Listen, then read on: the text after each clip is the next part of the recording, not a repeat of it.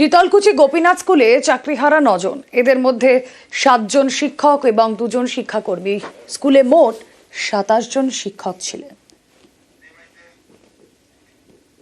এখনো government circular বা ডিআইএফএস এর মারফত বা কোর্ট মারফত কোনো অর্ডার আসেনি। আমি যেটা শুনেছি তাতে আমাদের 7 জন আছে টিচিং আর 2 জন নন টিচিং। আর পরবর্তী পদক্ষেপ সরকার কী গ্রহণ করে তার উপরে আমাদের নির্ভর করতে হবে। প্রভাব তো পড়বে, পঠনপাঠনের প্রভাব পড়বে, দৈনন্দিন কাজকর্মের প্রভাব পড়বে।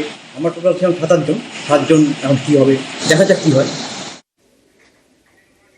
2016 সালে পরীক্ষা দেন, চাকরি পান 2018 সালে। মালদার বার্লো গার্লস স্কুলে গ্রুপ ডি পদে চাকরি পান দক্ষিণ দিনাজপুরের বাসিন্দা ভেরোনিকা টুডু। আইসিডিএস কর্মী হিসেবে একসময় চাকরি করতেন। 15 বছর সেই চাকরি করার পর গ্রুপ ডি পদে চাকরির পরীক্ষা দেন। সফল হয়ে মালদার বার্লো গার্লস হাই স্কুলে চাকরি পান। আজ আচমকা চাকরি যাওয়ার খবরে কান্নায় ভেঙে পড়েছেন।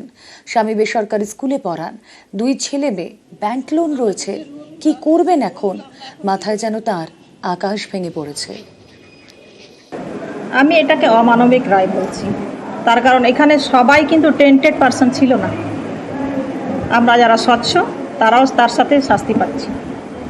এই রায়ে আমরা একদমই মেনে নিতে পারছি। এখান থেকে যেহেতু স্বচ্ছ কোনো রিপোর্ট যায়নি, 3 জনের 3টা রিপোর্ট গেছে, যার জন্যই হয়তো আমাদের সুপ্রিম কোর্ট এই রায়টা দিয়েছেন। কিন্তু তার মধ্যে আমরা যে সাফার হচ্ছি, আমাদের তো সবারই প্রত্যেকেরই সংসার আছে, চাকরির উপরে আমরা নির্ভরশীল ছিলাম। পরীক্ষায় বসতে হবে, তাছাড়া বিকল্প তো আর কিছু দেখতে পাচ্ছি না। সালটা 2023। আদালতের নির্দেশে চাকরি থেকে বরখাস্ত এসএসসি গ্রুপ ডি কর্মীদের 1911 জন। আর তাতে বিপাকে উত্তর 24 পরগনার বাগদার একটি স্কুল। 4র্থ শ্রেণীর কর্মীর অভাবে তাদের কাজ করতে হচ্ছে শিক্ষকদেরই। এমনকি স্কুলের শুরুতে ঘন্টা বাজানো থেকে ছুটির ঘন্টা পর্যন্ত বাজাতে হচ্ছে তাদের। একই অবস্থা বাঁকুড়ার স্কুলেও।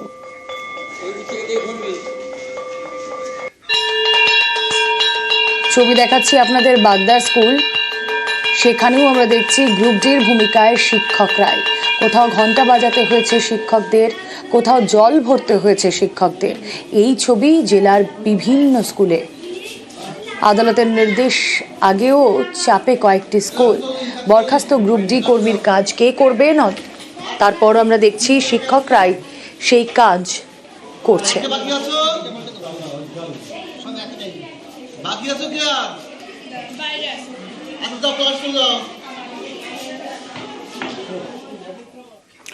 চাকরি বাতিলে নবান্ন অভিযানের হুঁশিয়ারি শুভেন্দু অধিকারীর।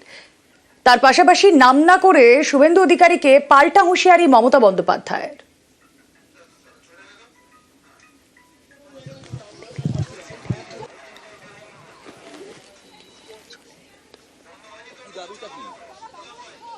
রামনবমীর পরে কলকাতাতে বড় মিছিল হবে এবং পর্যায়ক্রমে নবান্ন অভিযান সব কর্মসূচি এপ্রিল মাসের মধ্যে ভারতীয় জনতা পার্টির পক্ষ থেকেও আমরা নিচ্ছি। 19,000 প্রায় যোগ্য শিক্ষক শিক্ষাকর্মীদের পাশে আমরা আছি। আমরাও কিন্তু রেকর্ড খুঁজে বার করব 2016-তে তখন কারা কারা মন্ত্রী ছিলেন এবং কোনো একটা জেলা তো আমি জানি কিসের বিনিময়ে চাকরি হয়েছে। আমি খুঁজে দেখব, যদি কারো জানা থাকে তথ্য প্লিজ আমাকে দেবেন, আমার কাজে লাগবে। হাইকোর্টের নির্দেশ বহাল সুপ্রিম কোর্টে, রাজ্যকেই তো বাম বিজেপির। রাজ্য সরকার কেন যোগ্য এবং অযোগ্য এই পৃথকীকরণ কেন করে দিলেন না? যদি আজকে যোগ্য এবং অযোগ্য এই পৃথকীকরণ মহামান্য আদালতের সামনে রাজ্য সরকার করে দিতেন, তাহলে পরে আজকে কিন্তু এই টোটাল 26,000 প্রায় 25,573 জন এদের কিন্তু চাকরি চলে যেত না। যারা ঘুষখোর জোচ্চোর তৃণমূল নেতা, তাদের জন্য এই এতগুলো পরিবার আজকে রাস্তায় বসলো। আমরা ছেড়ে দেব না। হাইকোর্ট যা বলেছিল, সুপ্রিম কোর্ট তাকে কার্যত মান্যতা দিয়ে বলল যে এটা এমন ধরনের অপরাধ হয়েছে, গোটা নিয়োগ প্রক্রিয়াকে যেভাবে কলুষিত করা হয়েছে, এটা রিপেয়ার করার মতন কোনো সুযোগ নেই। 1 বছর সময় পেয়েছিল আমাদের রাজ্যের সরকার। 1 বছর লেগে গেল, সরকার যোগ্য অযোগ্য স্পষ্ট করতে পারল না। কিছু অযোগ্য অপদার্থ যাদের টাকা নিয়ে চাকরিতে ঢুকিয়েছে রাজ্য সরকার এবং শাসক দল, তাদেরকে রক্ষা করার জন্য যারা যোগ্য তাদেরকে খারিজ করতে হলো। যদি দুর্নীতি না থাকতো তাহলে 26,000 তারা কে যোগ্য কে অযোগ্য সেটা পরের কথা, তাদের জীবনটা এরকম দুর্বিষহ হয়ে যেত না। যে পয়সা দিয়ে চাকরি নিয়েছে সেও দুর্নীতির শিকার, যে যোগ্যতার কারণে চাকরি পেয়েছে অথচ চাকরি ভোগ করতে পারলো না সেও দুর্নীতির শিকার। অর্থাৎ আপনি যেদিকে যাবেন সেদিকে কিন্তু মূল কারণটা দুর্নীতি। রাজ্যের শিক্ষা ব্যবস্থাকে ধ্বংস করতে চাইছে বাম বিজেপি, সরব মমতা বন্দ্যোপাধ্যায়। এডুকেশন সিস্টেমটাকে কোলাপস করতে চাইছেন বিজেপি সিপিএম। একবার আপনাদের লজ্জা হলো না? সিপিএম নিজের আমলে কি করতেন? চিরকুটে চাকরি দিতেন। গণশক্তিতে যতগুলো রিপোর্টার চাকরি করে তাদের প্রত্যেকের বউকে আপনারা চাকরি দিয়েছেন চিরকুটে। কই তার তদন্ত তো হয় না? বিজেপি রাজ্যে তো তদন্ত হয় না। হাইকোর্টে এই ভার্ডিক্টটা প্রথম দিয়েছিলেন বিজেপির একজন, যিনি এখন এমপি হয়েছেন। জাজমেন্ট জুডিশিয়ারি ছেড়ে দিয়ে বিজেপির এমপি হয়েছে। আজকে তারা কোন মুখে বড় বড় কথা বলে? তাদের দায়বদ্ধতা নেই, দায়বদ্ধতা ছিল না, এবং আমি বিশ্বাস করি এটা বিজেপি করিয়েছে এবং সিপিএম করিয়েছে। এর জবাব তারা আগামী দিন ভালোভাবে পাবেন। সুপ্রিম রায়ে 26,000 চাকরি বাতিল, সুপ্রিম নির্দেশে বিপর্যস্ত চাকরিহারারা। বিকাশ রঞ্জনকে কটাক্ষ মমতা বন্দ্যোপাধ্যায়।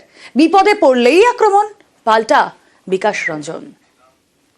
আর আমি অবাক হয়ে যাই, এখানে কেসটা করেছিলেন কে? বিকাশ বাবু। তিনি তো পৃথিবীর সবচেয়ে বৃহত্তম লয়ার। তাকে কেন তিনি এখনো নোবেল প্রাইজ পাচ্ছেন না আমি জানি না। পাওয়া উচিত। ভাবছি একটা রেকমেন্ডেশন করব। লোকে বিপদে বললে ভগবানের স্মরণ নেয়, তৃণমূল এবং মমতা বিপদে বললেই বিকাশ এবং সিপিএম এর স্মরণ নেয়। দেখবেন ওরা কোনো বিপদ বললেই সিপিএম করেছে, বিকাশ ভট্টাচার্য করেছে। সুতরাং এটা হচ্ছে ওরা আমাদের ঈশ্বরপর মনে করে। আমার কাজ আইনি সওয়াল করা, সংবিধানকে তুলে ধরা, সেই কাজটা আমি করেছি। সেটা কাজের জন্যই তো আমরা উকিল। আমরা তো কে হারবে কে জিতবে এইসব ভেবে সওয়াল করি না। একমাত্র এক সুপ্রিম কোর্টের রায়ে সোমা দাসের চাকরি বহাল। তবে সুপ্রিম কোর্টের রায়ে খুশি নন সোমা। যোগ্যদের চাকরি খারিজ হওয়া কাম্য নয় বলেই মত তাঁর। এই রায়টা সত্যি কখনোই কাম্য ছিল না, কারণ আমাদের প্রথম থেকেই দাবি ছিল, আমি যখন আন্দোলনের সঙ্গে যুক্ত ছিলাম তখন একটাই দাবি ছিল যে আমাদের যারা যোগ্য বঞ্চিত প্রার্থী তারা যেন আমরা চাকরি আমাদের ফিরে পাই, আর শিক্ষা ব্যবস্থাটাকে দুর্নীতিমুক্ত করতে হবে, কারণ আমরা ভুক্তভোগী ছিলাম। কিন্তু এটা কখনোই চাইনি যে যারা সঠিকভাবে যোগ্যতার পরীক্ষা দিয়ে যারা চাকরি পেয়েছে তারা তাদেরও চাকরিটা চলে যাবে এবং তাদের জীবনটা বিপন্ন হয়ে যাবে, এটা কখনোই চাইনি। সুপ্রিম রায়ে চাকরি বাতিল বহাল। চাকরি গেল ক্যান্সার আক্রান্ত সায়ন গামের। কিভাবে চালাবেন ক্যান্সারের চিকিৎসা?